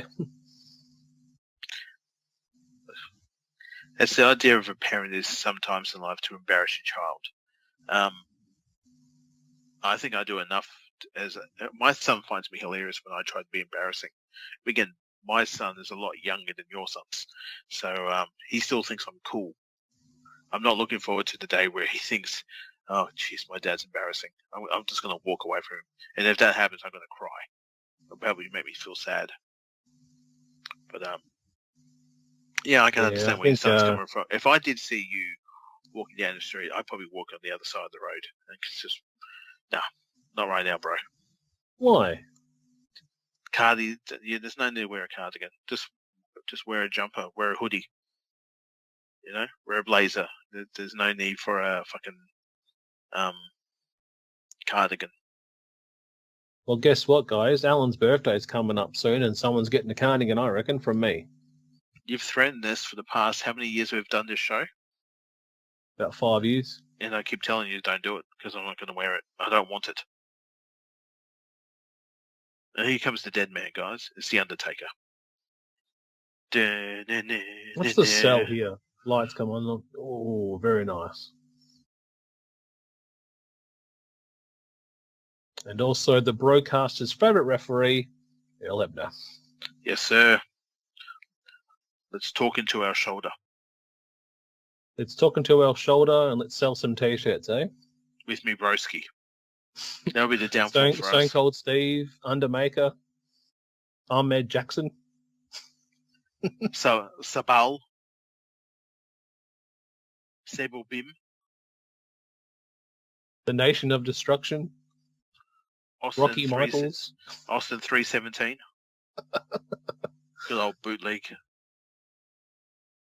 All right, guys, we're main event. We're syncing up at 1:22:22, and it's Here they time come. for our main event. Here Here we they go. come. It's the Hart Foundation. Look at Pillman nutbag here. Look at him. Brian Pillman, Owen Hart, Davey Boy Smith, and Bret Hart in the wheelchair. See that? An actual fan tried to grab the crutch off Neihart in the back there. That would be the last fucking thing you want to do with Neihart, because he will shove it up your bottom. Go on then, take it. I dare you. Come on. Because he would fuck you up, he would. Dun, dun, dun, dun, dun, dun, dun, dun. While they're getting their seats together, would you like to know some trivia about this match? Please do. So it says here, it was the first WWF pay-per-view appearance of Jim Neihart since Survivor Series 1994. Okay, I did not know that. It was also the first of 3 pay-per-views in the month of May, main evented by Steve Austin and The Undertaker for the WWE Championship. Oh, okay. Didn't know that. So this event took place in May of 1997. Yes. They also did WWF Over the Edge in May of 1999. Mm-hmm. And they Remember also that. did WWF Judgment Day 2001 in a no-holds-barred match for the championship. So 2 of the actual 3 were for an actual championship. Undertaker is wrestling with the belt still on and the jacket still on. No, he's out. Oh my, hang on. Whoa, what the fuck? Whoa, whoa, whoa. So no one actually Go on. touched him. He just went after him. No. Take this, Owen. This is on my fucking neck. You understand? Yeah, you motherfucker. Oh, Undertaker here, no dye in the hair. It's gone through the red hair. Yeah, he's looking like Crush's brother. He does, doesn't he? Eh? Just a punch for Davey Boy Smith right there.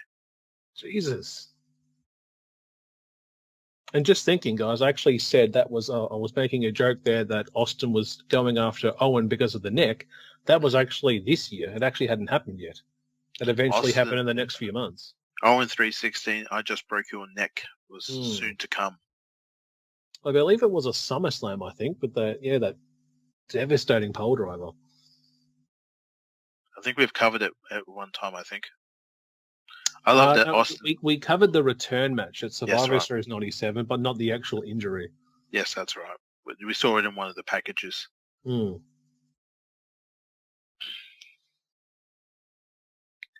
Oh, jeez. And it's still weird watching Austin with just one knee brace. Yes, I know. Because the knee braces got thicker and thicker, and he just became less, like his movement was so limited. But these two working together was always great. I've always loved these two working together. You know, the whole McMahon, Helmsley regime, you know, the Ministry of Darkness. Power Trip. The American Badass they faced off. As you said, the Power Trip, you know, with Hunter and Kane was great. I mean, they've just been doing it for years.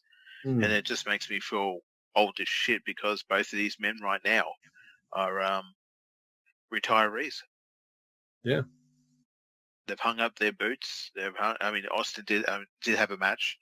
And again, The Undertaker did have his Hall of Fame speech. But yeah, just no one's career lasts forever. And it just shows that these guys have given us so much entertainment.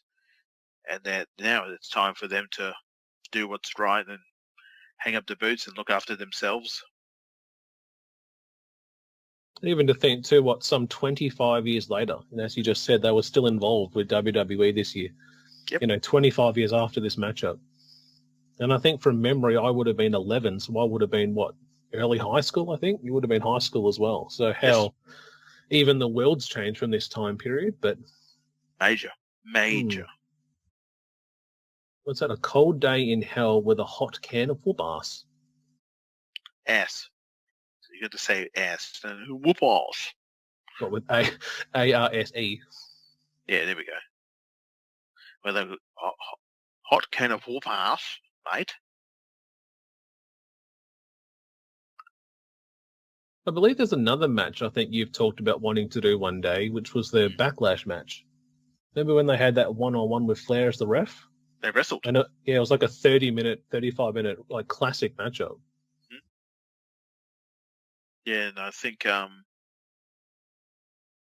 was it?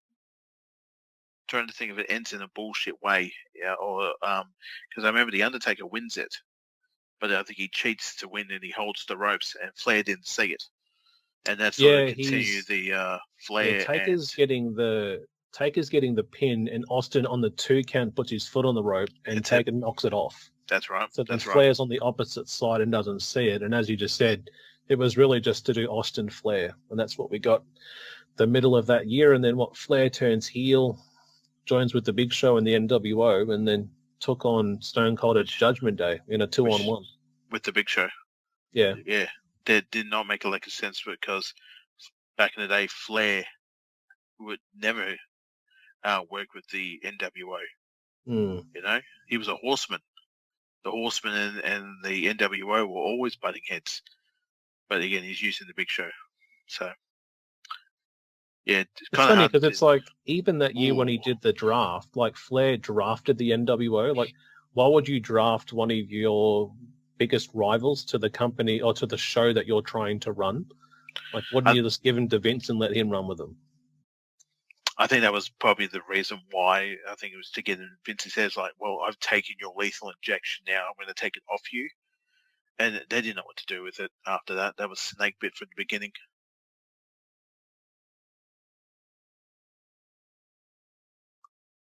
Mr. Hart here. Oh, he's grazing. Oh, no, he's smiling at some people. He was like eyeing at somebody. Then, hi, how you going? There you go. Bret Hart, best wrestler in the world. Yeah. But I also think, too, like that timeline that we're talking about with the whole Flair and Austin, that's the same year that they wanted Austin to take on Brock in the King of the Ring qualifier.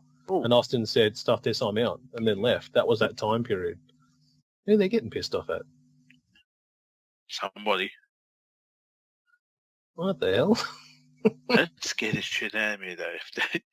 What's his name? Bloody Anvil's telling me to sit down. I sit down. Davey Boy Smith as well. I wouldn't definitely. But they're like Brian Pillman. I'm like, man, you've got a gun. I'm going to stay away from you. Oh, Jesus. Oh, whoa! Look at that, Austin. Yeah, Jesus, that's X Division. Stone Cold Steve Austin. What is the X Division? It's a way of life. Some slaps from Austin there. This is always cool. Look at that. Nah. That's how you do it. Look at this. That's how you do it. Look at these shots.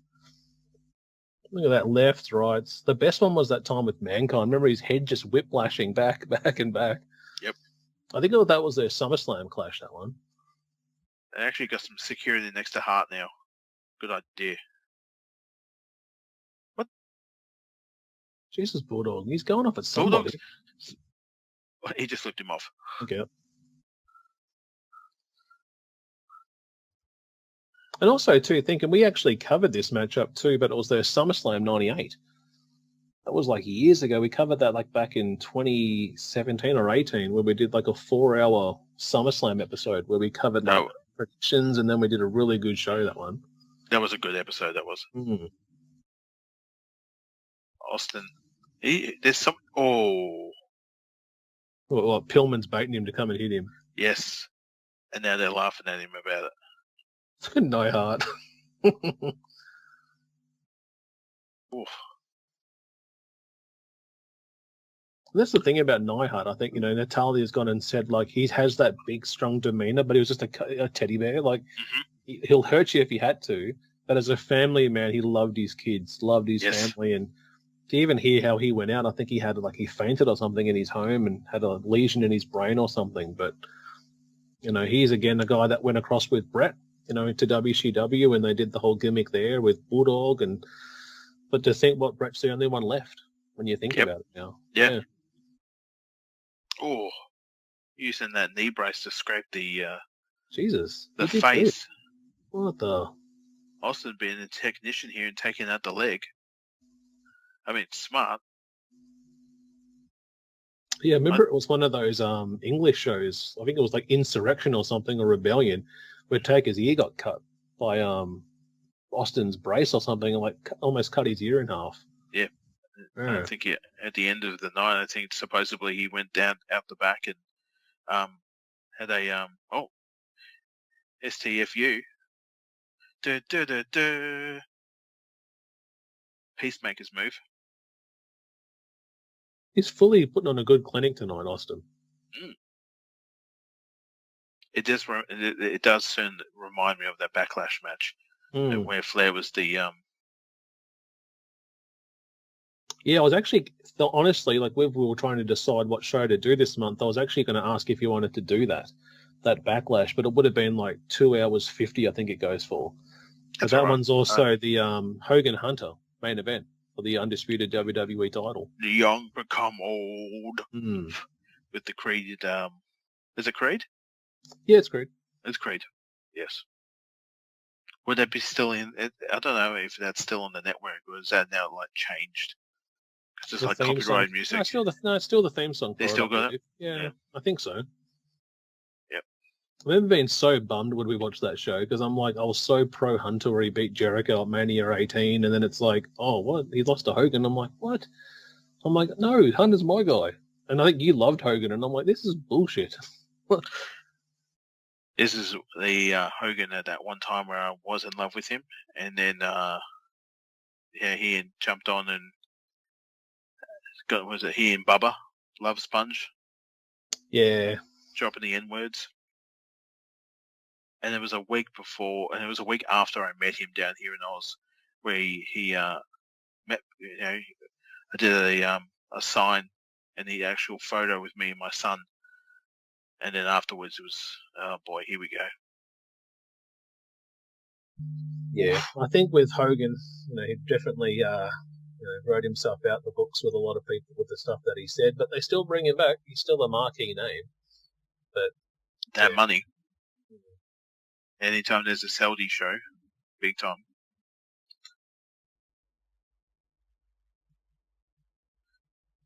Do you think The Undertaker is like for real done now? Like he's no more? We'll never see him ever again in a wrestling capacity? It made me think when he said the line of never say never, it made me think that he was going to be the one to interrupt Seth Rollins at Mania. And I think we spoke about that in the DM chat. I thought, I reckon he'll be the one that comes out, just to come out, chokeslam, big boot, do a quick spot. But for him to say it and then have him not come out, I'm like, oh, okay, so you are leaving the door open. But then it really made me think, what would I like to see him do? And there really is no answer. Like, I can't answer that question because I feel in my mind Taker has done everything I would have liked to have seen him do. The Boneyard match was great with AJ, a great send-off. The presentation was great for the Hall of Fame. That's it. I'm happy to close that chapter. Great talent. Enter into a podcast. That'll be fantastic. Start doing some meet and greets. That'll be cool. But yeah, I don't want to see him compete. What's your view? I'm the same as that. I'm looking forward to a time where he will be on a podcast or even a show where he can sit down and just tell us stories. Maybe stuff he can't really talk about, but maybe some like sugarcoat it in a way and don't mention names and stuff like that. Just an hour a show or an hour and 30-minute show of just telling us wrestling stories would be great. I definitely would sub to that. Are you talking more of like a Conrad Taker thing or a Taker of somebody else? Or I don't really mind. Whatever's going. Austin for asking for a timeout. Yeah, either way would be great. They just ripped the In Your House logo there. They did. And it's interesting watching Austin here because you're really like, he is like Mr. Neutral. Like, he's a heel at times, but he's fighting against the heel. Like, Austin was right that neutral, vigilante kind of character. disorderly, running around doing his own thing, but going after a heel like Hitman. So it's like, oh, where is he? But again, this is just a few months removed from the submission match, at Mania, where the double turn happened, where they switched roles and Austin was kind of becoming more of a face. That's Jesus. This is going for a figure 4 or something. Yeah, it was. Oh, here we go. Oh. Nice. Well, actually, in a couple of months to come, in February of January of 1998, Austin would be the Mark Man in the Royal Rumble that we've also done in the Vault guys. And again, everyone had their own factions. You had the Hart Foundation, you had the Nation of Domination, you had the Disciples of the Apocalypse. Yep. All the factions, and Austin was going into that with no one. He was him against it. It was Austin against the world. Yeah, I love that poster. Wasn't it like the back of Austin's head with all the bolts and screws all coming out? Yeah. Mark Man. Yep. That was a good show that we did. It was almost like 2 years in a row they did that storyline, because within 99 he was all against McMahon. And it was like, Vince wanted people to get him out. The corporation was trying to get him out. Well, again, he is the man who doesn't have a faction. At that time, he was he was a Mark Man because he caused a lot of shit towards other wrestlers, and they're like, well, we're not going to get him to win. And I think he's one of the only few guys that's a 3-time winner as well. Yes. Royal Rumble. I think he was 97, 98, and then 01, which was the one where he got Kane out. That was a fantastic one of my favorites. Undertaker sidekick with a Harlem sidekick. What is going on tonight? All the big dudes doing like cruiserweight, light heavyweight moves. X Division shit. Old school coming up here. It's the Here we go. Oh. Nope. That could have ended badly. Yeah, I freaked out a little bit there. Thinking, please land carefully. Dead man, be careful. The ginger dead man. Look at all that red hair.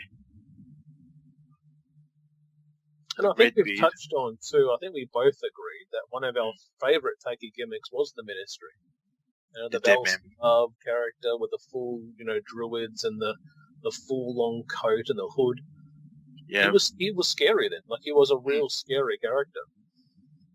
It's like Hellraiser and Michael Myers all sort of got together and blended into one. Even though Michael Myers didn't speak that much, but the actual demonic side of Hellraiser. Yeah, it was very Clive Baker, Hellraiser. Yes. Like his chest piece, the facial hair, the music, the aura was very Clive Baker, Hellraiser. All he had to do was just walk around with something in his hand, Jeez, that would have hurt. The jawbreaker, eh? People yeah. Stunner, but it was a jawbreaker. Mm-hmm.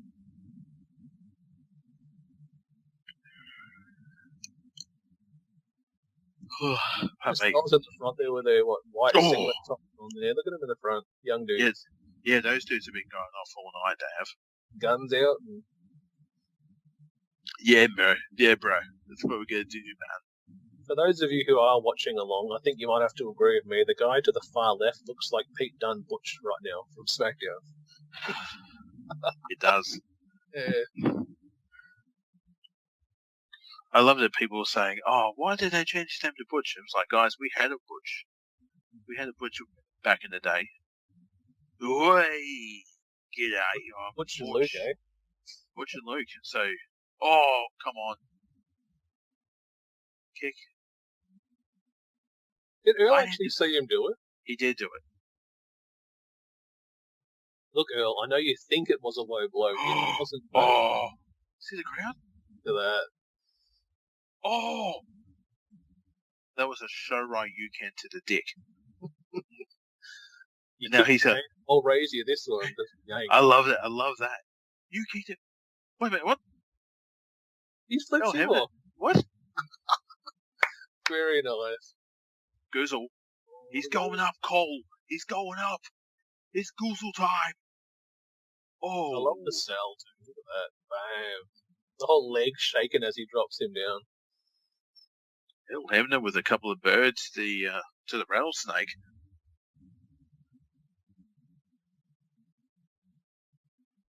No, that's awesome. That was cool.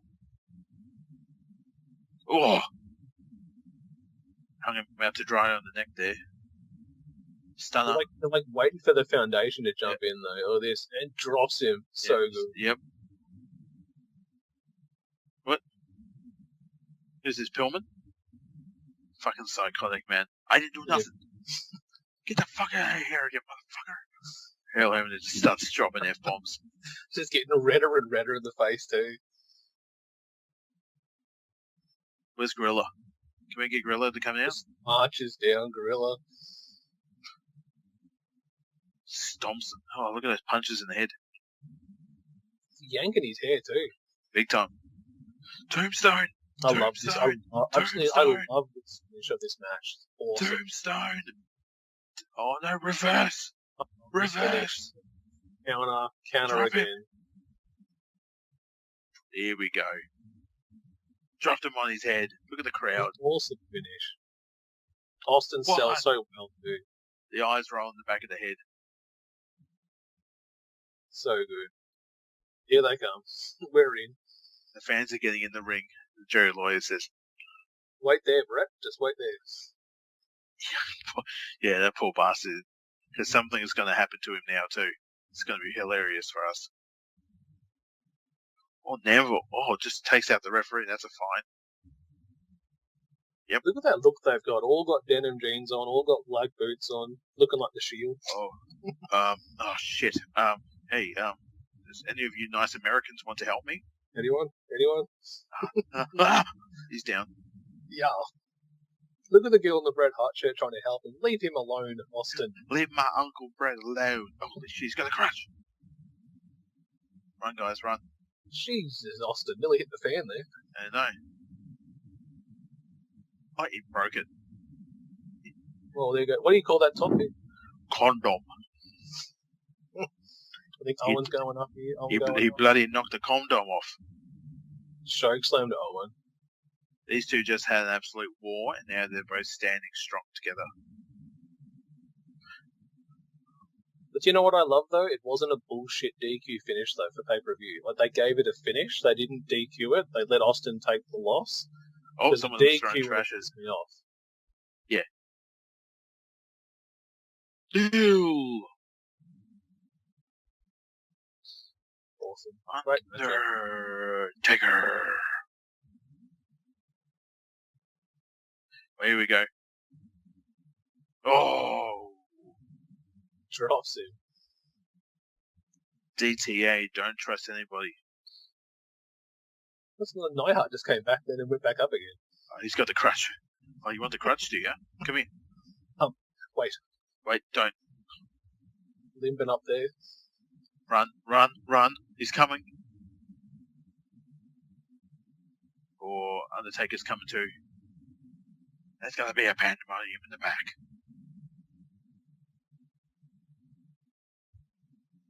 Yeah, we're not getting no Taker post-celebration. The smoke coming up. Here we go. No, very nice. Awesome show. Listen. Yep. Yeah, Did you hear what JR said then? Sue Rose Anderson, eh? Yes. Yeah, she's a family. She's a family friend of the McMahon family. That one. Yes. And that's it, guys. Awesome show. What's your take on that one, Al?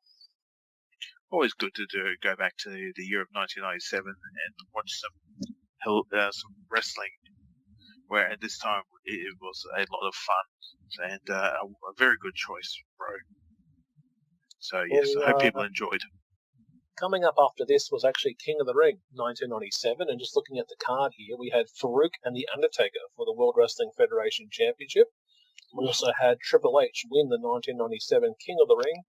Other matches on the card included Shawn Michaels versus Stone Cold Steve Austin, who were actually both the tag team champions at that time. Mm-hmm. And the Hart Foundation, which was Bulldog, Hart, and Neihart, took on Psycho Sid and LOD in a 6-man tag. We also had Crush and Goldust. Very nice. Any closing comments, Al, before we finish up this episode?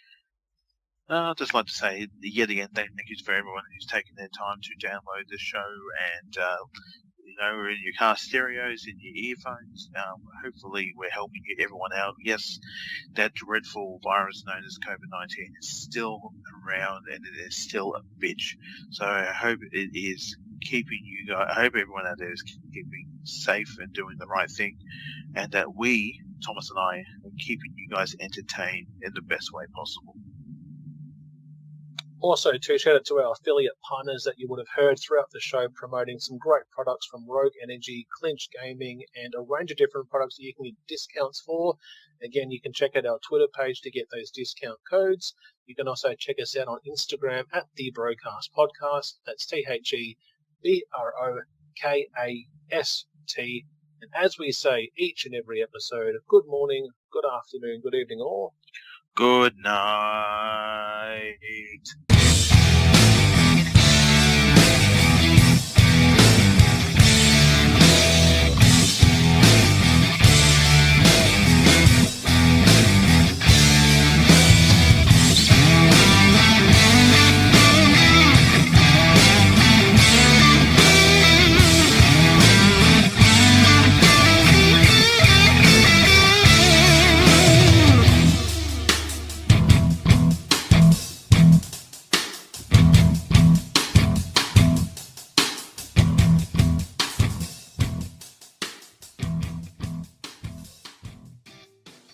Yeah, guys, thanks for sticking around. Now we're going to go back and listen to a classic TBK moment. I don't think my missus has ever really watched wrestling. Like, she knows who people are, like The Rock, John Cena, but really wouldn't know anything about it. They're movie star boys. They spend most of their movies with a ripped shirt, and that's all. Very much I know what your missus is into. What's that? Boys that don't look like you. Oh. Oh? Darling, wake up. Do you love me? Do you love me like you love The Rock and John Cena? You can call me him if you want. Ew, no. Go back to your show. I will.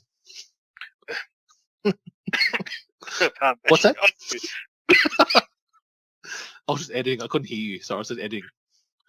I'm editing the podcast. You know the thing that makes me happy?